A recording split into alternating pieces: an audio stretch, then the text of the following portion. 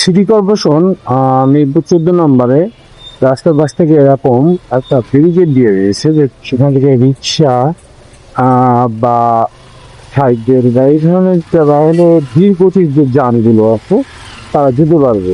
কিন্তু এই যে ট্রাস্ট বাস যেভাবে করে এই সিরিয়াল বাই দ্বারা আসে, তাতে কি আসলে আমরা কতটুকু এর সুফল ভোগ করতে পারছি আমি আসলে জানি না।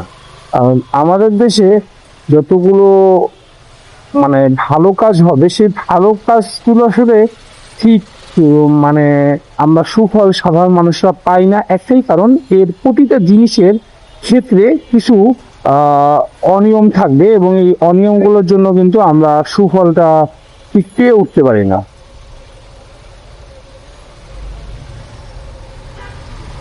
এই যে এক বাইকার ভাই কি সুন্দর হলো, মানে এটা লেন করছে, সেই লেনটাতে উল্টা পথে না আসলে এদের মানে ভাত হজম হয় না, কি বলবো আসলে।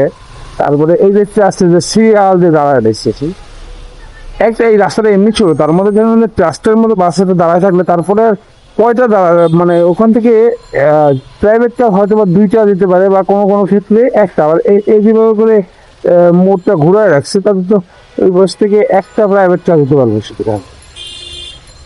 যাই হোক, আল্লাহ এদের বোধোদয় করুক এই আশা করি। আল্লাহ তো ফেরত দান করুক, এদের মাথায় বুদ্ধি জ্ঞান দান করুক। সবাই ভালো থাকবেন, সুস্থ থাকবেন এবং বুইড়া বাইকের পরিবারের সাথেই থাকবেন। আসসালামু আলাইকুম।